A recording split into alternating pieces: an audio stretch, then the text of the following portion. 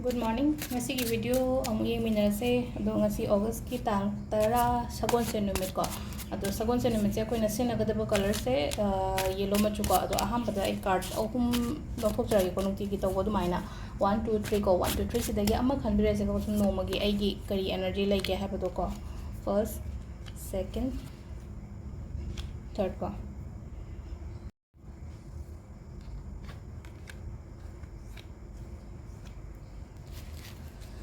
ahambada the moon energy la ko moon energy haragadi emotionally down oiba hajik se ko hai tare ko sum pot macha da hai tare ko hurt to bo ko pa dumaina gumba oina oi ko ado sum sida ai emotion ai feelings kari crash gumba mayam se ko hari nungai taba yamna leiragadi ko hari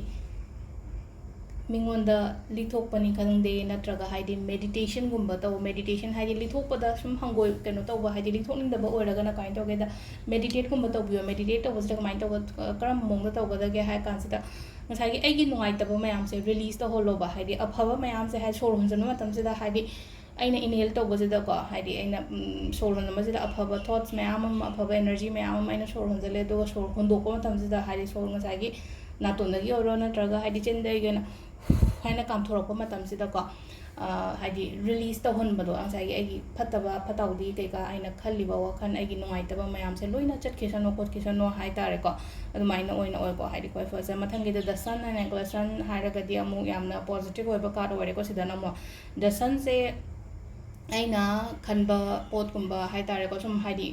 yamna phaba card yamna positive oi ngasi gi oina haira ga di ko ngasi gi na haidi tawruba thaba inkhang gumba da haidi result se adum ai gi favor da lakpa fruitful oi ba adumaina oina oire ko aduga ahum suba se 3 of cups and la ko 3 of cups se so mai pakpa adagi kari haini akoigi thaba inkhang gumba lakpa adumaina so oi ko adubu unnecessary kaino di tobigano hadi matam manghan bigano pesha manghan bigano di hai ko sida hadi unnecessary na hai ga di hadi kana dabada hadi kana roi daba mi gumba so punbi gano hai tare ko aingonda kana gadaba mi do adumaina punba hai tare ko sida adu sida lere ko card ki message sina aduga timing se ga ayuk ki pung mariga minute nipu taruk dagina taruka minute ku mari phom lere adagi mapanga minute nipu ma to dagina pung aniga minute kuntra taruk phom lere ko adagi mariga minute tranga dagina nungda oramgi pung nipanga minute kuntra taruk nungdangi aduga trama thoiga minute kundagina baruga minute nipu ma thoi phawga sisina ahingi ko aduga nungalam dagina pung aniga minute ahum dagina